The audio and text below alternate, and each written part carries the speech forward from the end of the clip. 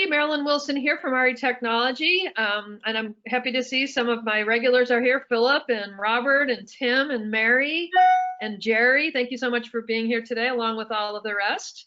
We've got an interesting one for you today. This is a little different than what we've been doing. If those have been on it, we've been talking a lot about different types of marketing approaches and things like that. This is a little bit more fundamental to making sure that we all have more money in the bank than we spend at the end of the day, right, Sean? That's the bottom line here is, you can make a lot of money, but you can also spend too much and then you get yourself in trouble. So we're gonna talk today about just some basic, thought processes about what's the best way to just keep yourself healthy, because frankly, to wake up every morning without a job like all of us do, right? It can be scary sometimes, and the COVID thing is like, that's a whole new unprecedented economic event. But, realtors, and I'm sure a lot of you guys have been through this many, many times. You've been up and down, and even within a good year, sometimes you can have a slow month or two, right? So we're going to talk today about just how to kind of keep that in check so that you never have to worry about those things. You can focus on selling. So Sean, thanks so much for being with us today. We really appreciate it. How are you? I'm great, Marilyn. Thanks for having me. Appreciate it. Good. So just to remind anybody that hasn't been with us, if you want to ask us a question, and we highly recommend that you do. Oh, Philip, you're not fair. He's eating a real Philly steak sandwich right now. I love those things. He's from Philadelphia. Anyway, if you are, click on the question. There's a little gray box. Open it up, and then we will be happy to address it, or we'll have Sean talk to you about it if it makes sense. All right, so we've got Sean. He is the son of Sean Whaling. He's the CEO of eCommission, a company that really plays a very, very important role in our industry. Again, because let's face it, we don't all get paychecks every 2 weeks like other people do. That's not how it works in our business, right, Sean? We've got to find ways to manage our own, level out our own ups and downs with financials. So that's what his job and what his company's been doing to help us for many, many years. So let's just talk about the company is eCommission. I'm going to just jump right in because I know there's a lot of things that we want to talk about today, Sean. So take it away. Just tell us what we should be thinking about as it relates to making sure we keep our financials in a good place. Okay. Well, just a quick little background here on eCommission. So this was originally a family business. It started over 25 years ago in Canada, and my brother and I actually came from Toronto, moved to Austin, Texas in '99 to start eCommission. And so we've been at it a long time now. We've been providing the service for over 20 years to the U.S. Real estate population, and we've advanced a lot of commissions over that time, over 1.3 billion. So over the course of doing that many transactions and having that many customer interactions, we learn a few things about cash flow. We learn a few things about what motivates agents and behavior and how they can become more successful. So if you want to just click on the next slide here, Marilyn, we'll just sort of dig into the topic of cash flow and discuss how eCommission and agents need to just be thinking differently about what they're doing in relation to the commissions as independent contractors to manage it and be more successful with it. Maybe just give us a one-sentence description of what is cash flow for those that are not financial geniuses. What is it? Some of us we probably do it, but we don't necessarily know what that word means. Tell us what that means. Well, cash flow is basically the inflow and outflow of money into a business. So there's many different places you could start with the discussion of cash flow. But before I get into it, the one thing I do want to tell everybody that's listening, I'm not a CPA, I'm not an attorney, I'm not a financial advisor. I'm a guy that's run a commission advance company for the past 20 years. And like I say, over the course of that time frame, I've had thousands of conversations with agents. So the information that I have is highly anecdotal. But in the course of having these conversations, a lot of common themes develop with agents. Mm-hmm. And so that's really what I wanted to talk about today. So anyway, as we talk about cash flow and what it all means, I wanted to start with a quote from Robert Kiyosaki. I'm not sure if Marilyn, if you've heard of Robert Kiyosaki, he's a guru on cash flow, on the subject of cash flow and money management and investment. He's got a few good books. Rich Dad Poor Dad is one, and the Cash Flow Quadrant. But he's got great advice on this subject and a lot of great quotes. And the one that I always liked best was, good cash flow is good business, and no cash flow means, you know, you're out of business. So if we get into the next slide, I'll actually answer this question on what is cash flow really as it matters to real estate professionals. Gotcha. Okay.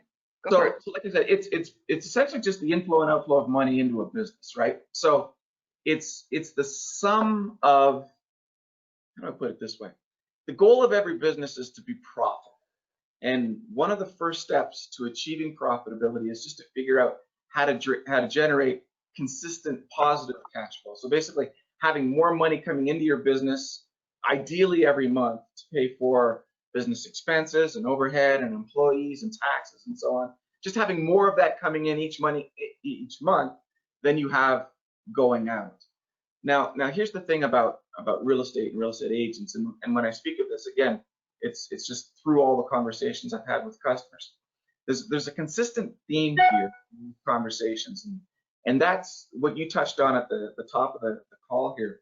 Selling real estate is hard, and earning money inconsistently is hard, and managing cash flow, you know, when some months you make thousands of dollars in commissions and other months you make nothing, is also very hard, right? And then on top of that, you know, some agents, not all, but some agents don't always treat what they do like a business. You know, they forget that they are independent contractors, that they're not employees, that they earn commissions and not a salary, and that all of them are their own small business. And to be successful at it, you know, you have to manage your cash flow like a business. But like I say, that is especially hard when fluctuations happen so often in a commission-based industry like real estate. And I'm just talking about normal fluctuations. I'm talking about like seasonality. I'm not even getting into pandemics. You know, like this creates a whole other layer of complication with money management and cash flow. But it can be a challenge. It can be a roller coaster. But there are a few things that all agents can do to get fortified, to establish their business both in good times and in bad times. And that starts, frankly, with something that's not a lot of fun, not exciting to a lot of people, but it's essential, and that's with a budget and a plan. Gotcha.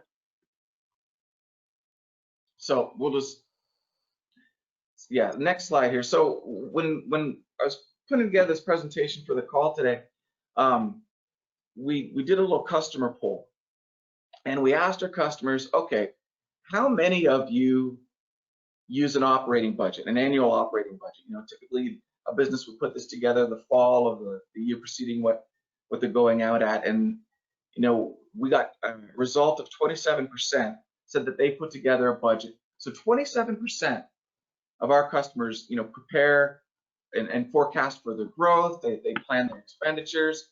You know, they measure all of that against the return on investment. And so that is great. That 27% of them, at the very least, do that. You know, it's not exciting when you're a small business, but every business needs an operating budget. It's essential. You know, if you are running a business without a budget, you're really just left guessing at everything. So step one advice, just prepare a budget. And then the second part of it is we asked our customers, well, okay, how many of you follow a financial plan? And so what this means really is, you know, how many of you follow a strategy for what you do with your commission check after you get it? And about 23% of the respondents said that they actually have a financial plan. So they have a plan in place for when I get my commission check, all the things that I am going to do with that money. Which I looked at those results and I was encouraged by it. I thought, well, you know, 50% of our customers have some form of plan, right? They've got either a budget or a financial plan. They're following these performance metrics for their business. They've got an agenda of what they're going to do, and that's a great start for any business. And I was encouraged to see that at least half of the customer base were doing that. But what it also means, let's ask our audience about this. Like, how many of you guys have some sort of a financial plan? And I'll ask myself the question, because you might be in this case too. We start with a budget every year. We start with a financial plan every year. I think the first question is, do you have one? So let me know how many of you have something along those lines where you say, okay, this is how much I would like to do in business this year. This is how much I think I'm going to spend. This is where I think I might spend it. That's number one question. Number two question is, after you build it, how many of you stick to it? Because that's the hard part, even, Well, right? Even if you have one, sticking to it can be hard. But how many of you are doing something like that? I'd love to hear from. Just let me know in the questions. and that's a great point. I mean, there absolutely, Marilyn, needs to be a degree of discipline. I mean, it's one thing to create it and then ignore it, right? The discipline is sticking to it. So I'd be interested to see how your listeners here. So Robert says he has a sub budget and it's balanced to the penny. And yes, I stick to it. Wow, I am very impressed, Robert. You should run my business. That's awesome. Okay. I'm impressed. I mean, and that's the key, right? Otherwise, you're just winging it. And like we found out with our poll, 50% are essentially just winging it. So the next question we asked them then was, okay, and this is really important, right? So when you get your commission check, where does it go? And this relates to the financial plan, right? Okay. And 80% of customers responded with they deposit that commission check into a personal bank account. And that is probably, Marilyn, the biggest problem of all. Because what it means is, personal expenses, business expenses, income, taxes, they all get mixed together, right? And agents will just sort of sort that all out at some point in the future, usually around the time that they do their taxes. And the reality is that can be really hard to do, right? And when you don't have a handle on how it's all going to get sorted out, you really lose control of knowing, how your business is performing and what your business cash flow actually looks like. So Gotcha. just the next slide. So that, the 20% of respondents in our poll said, yeah, I actually have a business bank account that I deposit all of my commission checks into, and that's key. I mean, that's just the critical first step in putting together a financial plan.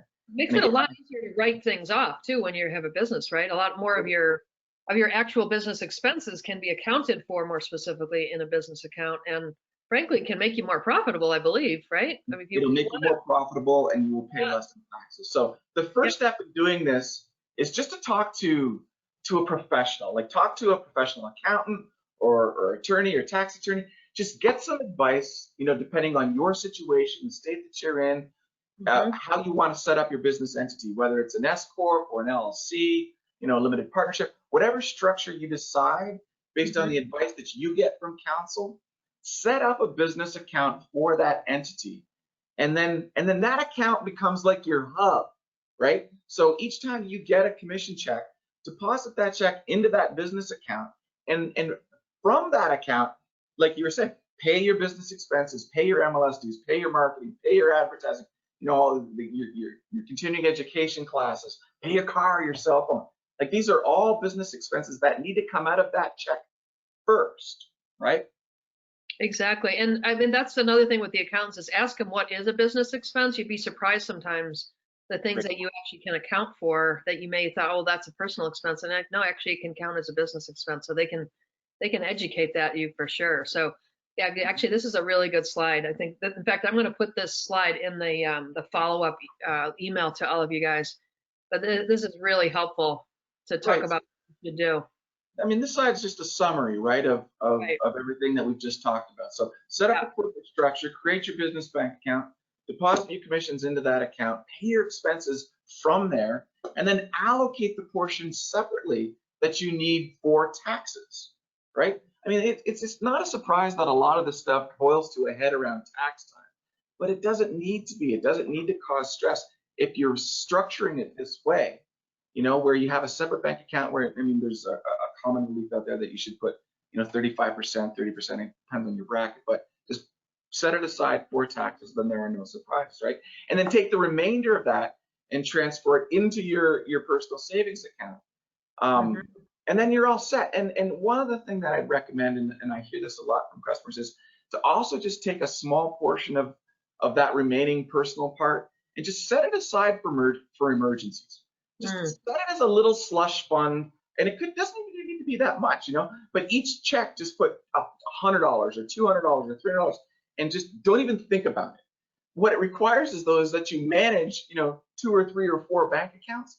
But that's the difference. I mean, that's the key to making sense of all of this. And when you do it, you become more familiar with it. You know how your business is performing. Cash flow becomes much more clear.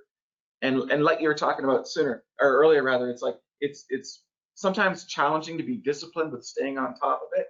So that's where I just, you know, I just recommend some software out there like QuickBooks or Hurdler or Expensify. I mean, Hurdler is really great, and that's cool software for independent contractors that just helps you manage your expenses and get it all organized, and you know, just it helps. Well, it also will save you money at the end of the year when you go to an accountant. If it's all in Hurdler, you just send the whole file to them, and that's what they use to build your tax return from. It makes you'll save yourself money. And I mean, again, no counsel here. I'm certainly not an accountant, but from our own experience, when you have it well organized throughout the year, that end of the year is so much easier. I'm telling Sean a funny story. My dad was an accountant, and he used to get clients that would come in and they'd have a big garbage bag and they just throw all the receipts on the table and say, "Can you help me?" And he would just look at him like, "Oh no, this is not going to be fun." Needless to say, that approach will cost you a lot more money with your accountant than handing them a nice, all clean, organized file. So it's kind of funny. Right. No, exactly. Okay. Yeah. So let's talk about this. So I mean, this just leads into our business a little bit, you know, and what eCommission does. So, you know, we advance commissions on pending sales that are scheduled to close in the future. And, you know, it's estimated that over $1 billion in earned commissions. So when I say earned commissions, I mean, I'm talking about pending sales that are waiting to close. So about $1 billion every week in pending commissions are held from agents. And the thing to remember about earning commissions, and I mean, all the audience that are real estate agents obviously understand this. When you sell a house, you've signed an agreement with the home seller or the home buyer that says you're going to get paid. You know, that you've earned this commission, you've done the work, right? You just don't always have access to it when you need it. And when you couple that inability to access it when you need it with other factors like seasonality, like economic ups and downs, and you know, it creates stress, right? And there's actually a NAR statistic that you can find on the NAR website that says 87% of all new agents fail within the first 5 years. Wow. And it's an astonishing stat. And you know, I'd argue that agents don't leave real estate because they aren't making enough money. You know, they leave real estate because they aren't receiving the money that they make consistently enough to manage their business, you know, throughout the course of the year. And that's why, you know, the importance of cash flow is so critical, and having access to working capital becomes really important for independent contractors. So that's the solution that eCommission provides. And I'll get into a little bit of the details about that. I would love to ask the audience, are you guys seeing that? I mean, obviously people have pulled their homes off the market. Number one, I'd love to know if people you're starting to see in markets where you're opening, if people are starting to talk about putting their homes back on the market, which is hopefully that's what you're seeing. But is it taking longer right now to close things? Are you finding that it's taking you longer to actually get that commission check? I would guess it might be because we've had so many upsets to so many different parts of the sales process, but I would love to know that because it's probably even more critical right now to have a way to level it out a little bit, I would think. But I'd love to hear what you guys have to say about that. I can tell you firsthand, Marilyn, the answer to that question is more sales are being delayed. I would think so. Yeah. You know, when in March, we saw an initial spike in demand for our service, and that was just this is when things just started shutting down, right? Where agents were just looking at their pending sales pipeline and looking at the uncertainty of what's to come, and to say, I need to gain access to my commissions now and just fortify my balance sheet and ride this thing out, right? And so we saw an initial demand for our service, but as the you know, more states shut down and you know, fewer listings came on the market, fewer pendings, business started to slow. But as states are starting to open up now, it's amazing the resiliency that we're seeing from title companies, like deals getting closed. The deals that are closing are closing. Some have fallen through. You know, of course, that's mostly in relation to the unemployment issue that's going on right now. But for the most part, most deals are simply just being delayed, right? as you're trying to get the inspector out there or the appraiser, or it was set for a certain date and it's just being stretched out a little bit. So we are seeing that firsthand. So just to answer your question, I'm sure your listeners will respond, but I can tell you from our experience here that's what we're seeing. So yeah, we are seeing that exactly that they are slowing a little bit, but it looks like it's starting to open up. So as everything's changing, hopefully back for not to normal, whatever the word that, I'm so sick of that word, I don't even know what that means, but you guys are going to start to do business again.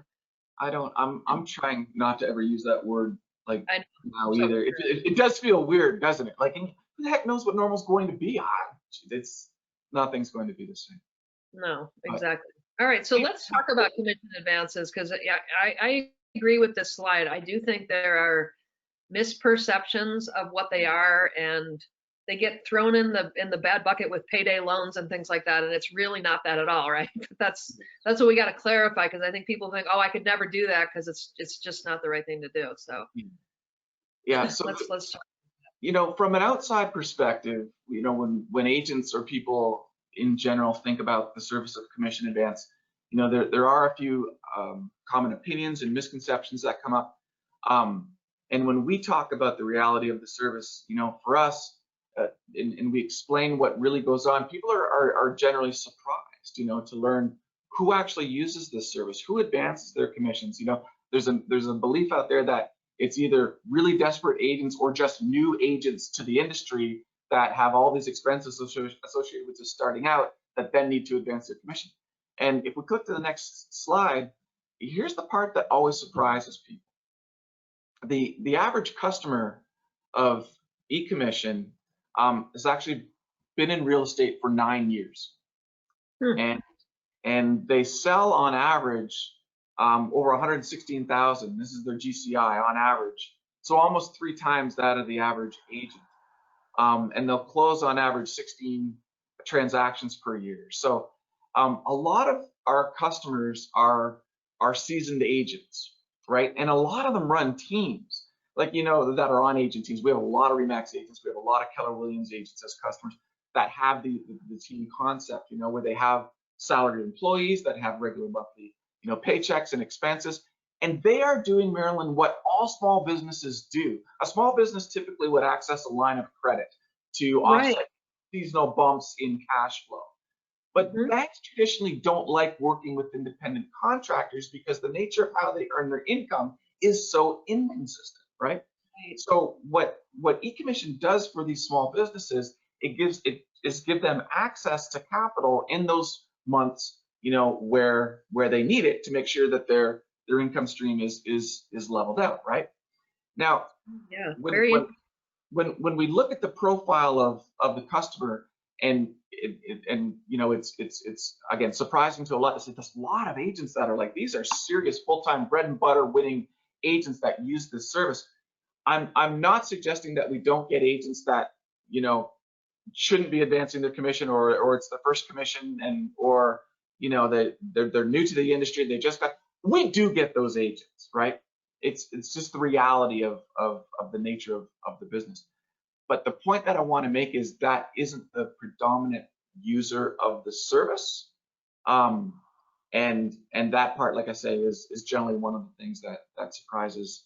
So they're using it as a financial instrument as opposed to a way to, it makes sense. You're leveling out that cash flow, especially if you have a team or a salaried staff. You still need to pay them even when you might not have gotten that check yet. So that's a way to keep the whole thing keep moving and keep your sales and marketing efforts going. That makes a lot of sense. No question. It's just a tool, right? Yeah. And so this next slide is it a good decision to advance a commission or a bad decision to advance a commission? And we hear from agents, oh, I love you. Thank you so much for doing this. I hope I never need you again. And that, by the way, that never insults me. You know what I mean? Like that I understand the nature of that perspective, where, it's almost like agents will pride themselves on how many balls they can keep juggled at any given time, and keep their business going. And then they confront the situation where, this deal is delayed. I've got 4 deals closing next month. I've got all these expenses closed, associated with the end of the month. What do I do, right? And And so they use eCommission, they draw one of their commissions early, they make sure all their bills are paid on time, and they make sure that their business is cash flowed. You know, there's the reality of good decision versus bad decision is there's things to consider here. Like there's good debt and there's bad debt. Right. Good debt is what I would say right now. If you can go and get one of those 3% mortgages and find a really nicely valued home that is sure to appreciate over time, that's good debt. You know, take that on, right? Right. You know, bad debt often is advancing money off a credit card and paying, you know, 25% interest, but telling yourself, and we hear this from agents all the time, telling yourself, I took a draw off my credit card, I had available balance of a couple $1,000, $3,000. So I took it off my credit card and I planned on paying it back when my deal closed. And they don't, right? Right. And then that becomes a challenge with this balance just sitting out there with this high interest rate attached to it. So the thing about eCommission and what we do to keep in mind is it's not debt at all.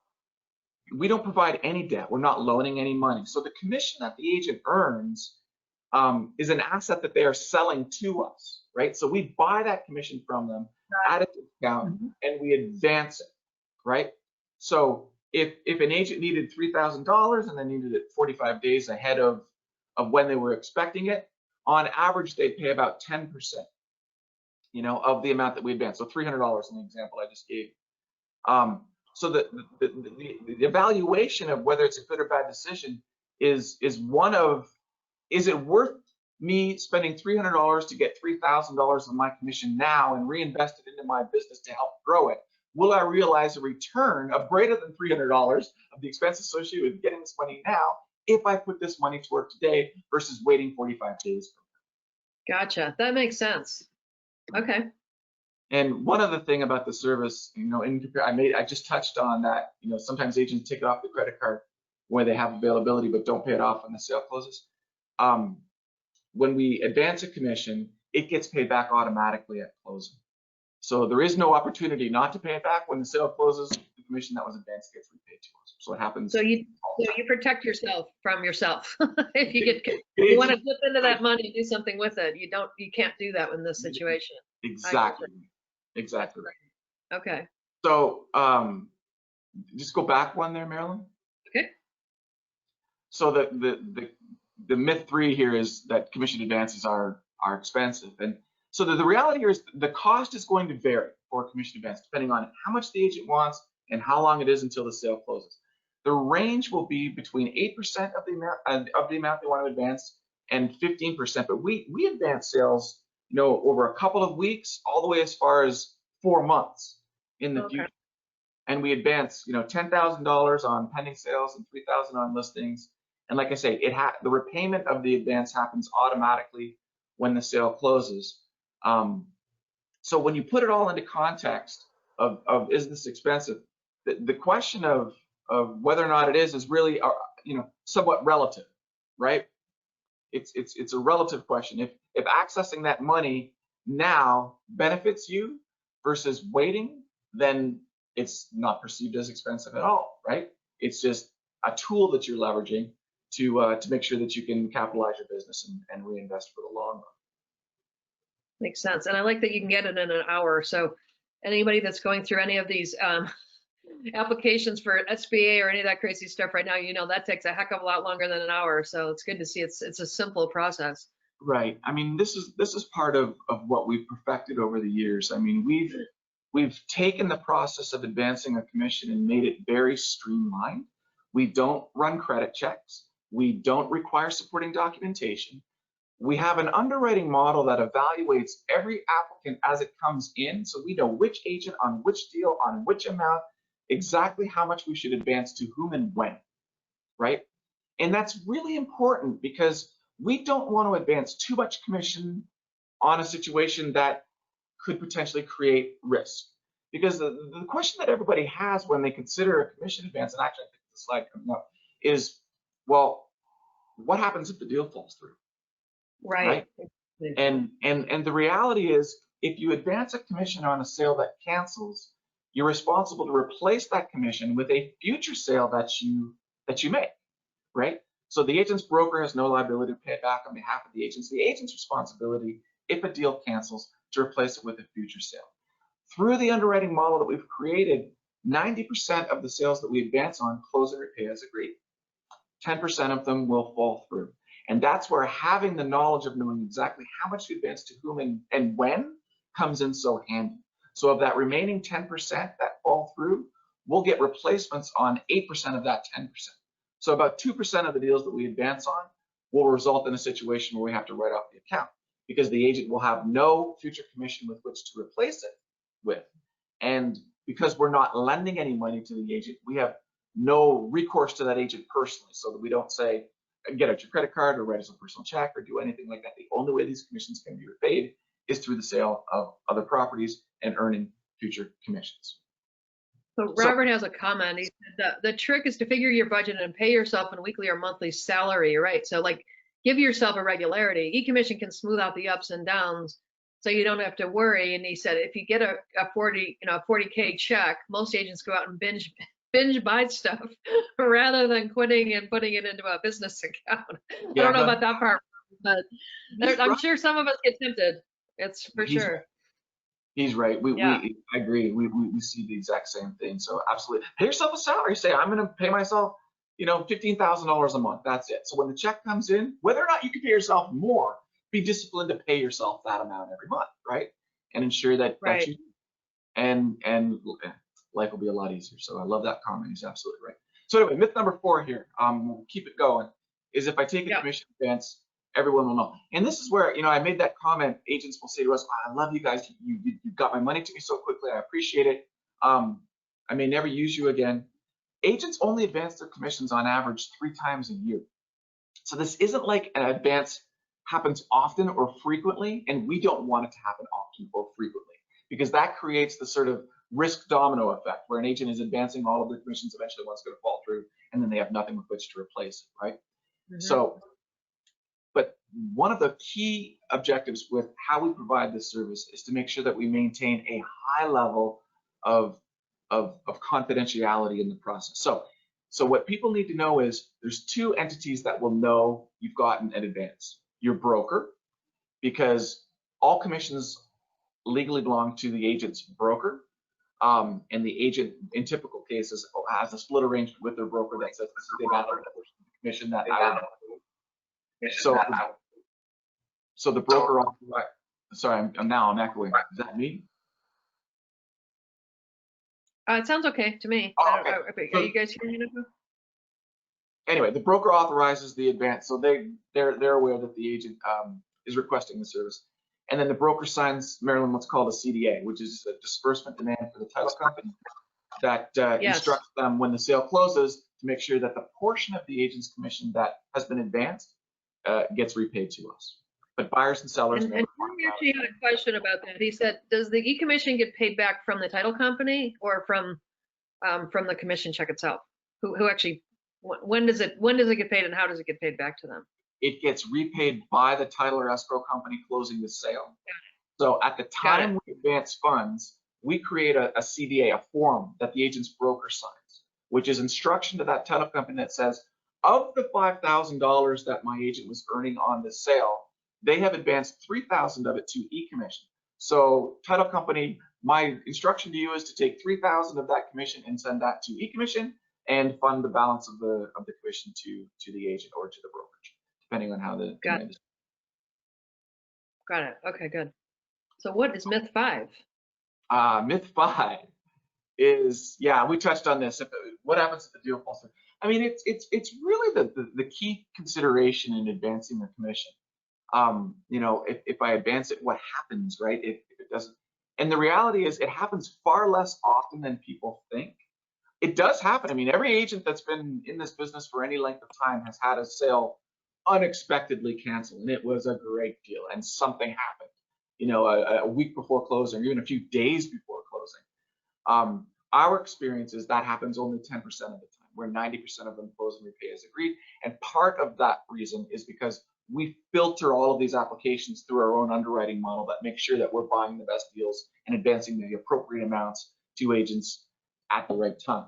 But as I had touched on previously, Marilyn, If a sale falls through, the agent replaces it with a future commission, and there's no personal recourse to the agent.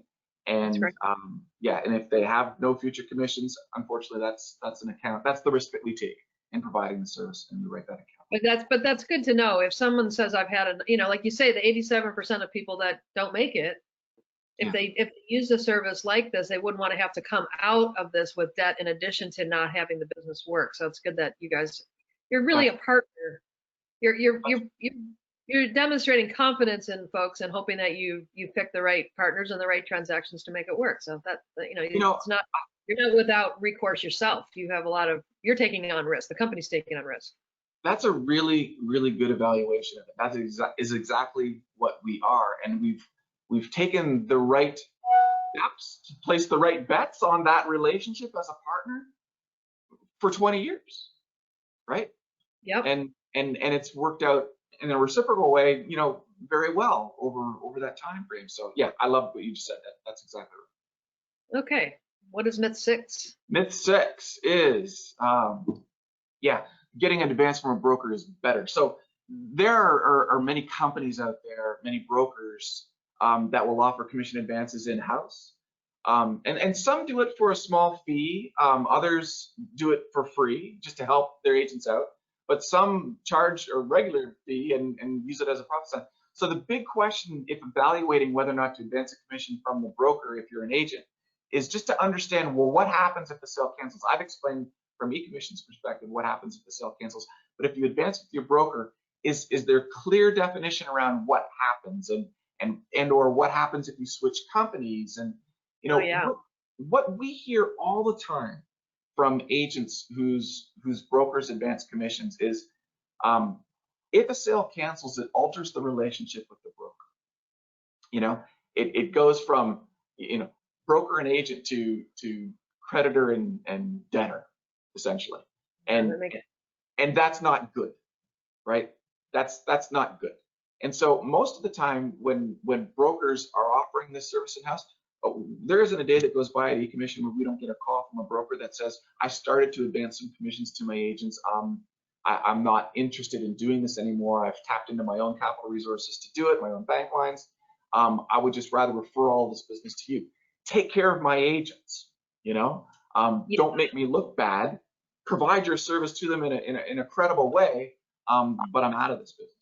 And I would guess that's going to be even more. There's going to be more interest from brokers right now because, of course, their cash flow is getting hurt with all the craziness that's going on as well. So that's you're absolutely right. We are fielding these alliance email requests all of the time since middle of March from brokers saying, cash flow is an issue for my agents. How can your service help them? I was doing this, or if I wasn't doing this, just give me more information on how we can support our agents. Now, this myth, I think, is really important for everyone to understand because, frankly, I didn't understand that before I was with you this morning. Sean, tell us about this. Right. So agents, the natural assumption with the commission advance is it's a loan.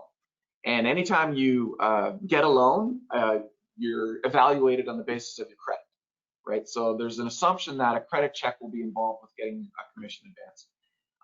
And the reality is there is not one. So there's not one with eCommission. So we do not run a credit check at all. We do not evaluate your credit in any way because we are not loaning any money to you. Like I had mentioned earlier, we know who the agent is, who the company is, sales productivity. There's a number of different factors that go into evaluating what we want to do on a particular transaction to decide, yes, this agent's request for $5,000 on a sale closing in 45 days is a good example of a transaction we should fund. Credit has nothing to do with it. So we're not running credit, it's not impacting your credit score. And if anything, it's probably doing the opposite. So if the end of the month is coming and you've got sales closing the following month and you're looking at the possibility of paying bills late, like paying your mortgage late or your credit cards late or things of that nature, making sure that you have access to the capital that you need to sustain that volume and make sure that they're paid on time will, of course, improve your credit score. Well, that makes a lot of sense. Yeah, I think this is one of the most important elements is because I do think there is a misperception that somehow this is a loan. Everybody kind of thinks of a commission advance as a loan, and I think credit card companies kind of help us get confused about that because they use that word advance a lot, but what they really mean is they're going to charge you 25% or more. That's right. So it's good that you clarify that. I think this is a really important service for our industry. So yeah, why don't you just take us through like who have you worked with here? It looks like a lot of interesting players. Yeah, like I say, I mean, this slide just to touch on it. eCommission is the approved vendor for many of the national real estate brands, and have been for many years. So from that sense, Marilyn, we're integrated into a lot of back office systems for these brands. So agents that work for national partners receive access to eCommission in a less expensive way slightly and in a more streamlined way through some data integration points. And we're also integrated into some transaction management systems that are pretty cool, like SkySlope and Zipform, and we've got a relationship with Lone Wolf. So agents that are in the middle of a transaction and are going through their management system can have, through a one-click access, receive a portion of the commission paid without really even having to enter any data through the course of applying for the advance. So it's really cool and streamlined. For those that don't know, you can get Zipform, by the way, as a member benefit through NAR. So if you don't have a transaction management solution, that's another way to make sure you're managing the closing of your transactions effectively to, again, to feed into what we're just talking about. No question. Okay. And then just the last slide here is just reviews from customers. So we've got over 500 Trustpilot reviews and have maintained a 5-star rating on Trustpilot. And the reality for why customers like using eCommission, our customers enjoy the services, because I tell this to everybody that works here anyway, we just fulfill the promise of what we do. When you Google the term commission advance, there will be a number of companies that come up. The reality, and they more or less look like they all provide the same service. The reality is not all of them fulfill the promise of what they say they're going to do all of the time. When you come to eCommission and you request money, we are going to treat you with dignity, with respect, with professionalism. You're going to get into the service. You're going to have your application approved and reviewed quickly, and money is going to be wired out to you within an hour, typically, of the time that you come to see us. And we do that over and over and over and over again through the experience that we've had over the last 20 years in providing it. And that ultimately is what I think our customers appreciate about using eCommission. Well, it sounds like you really understand real estate and you understand how unpredictable this market is. Like many banks would steer, like you say, they steer clear of a business like this because the cash flow is not consistent. And so it's great that you've built something that really considers what agents need and makes it easy for them and doesn't gig their credit. That's, to me, one of the most important things you said today. So anyway, if someone wants to learn more, how do they do that? Sure. Well, they can jump online, visit our website, ecommission.com, or they can give us a call. We're here, we're working, we're funding every day, and have been, consistently throughout all this issue that's going on with the virus. But we're definitely open for business. So eCommission.com, you can start there by clicking on the button that says Get Paid Now, which creates an account with us, or give us a call, or when you're on the website, if you have any questions before you get started, you can just click the live chat button and there'll be a customer service rep there to help you out and answer any questions that you might have. And it looks like if you're part of any of the brands that we just showed too, they probably have information too, I would guess, probably in their intranets and things. So go to your broker too if you have any questions. They could probably tell you too. No question. Right. Thank you so much. I think that was really helpful. Again, different than what we've been doing. We've been talking more about marketing tools, but hey, at the end of the day, if we don't have any money, we can't buy marketing tools, right? So we need to understand how to keep ourselves in business.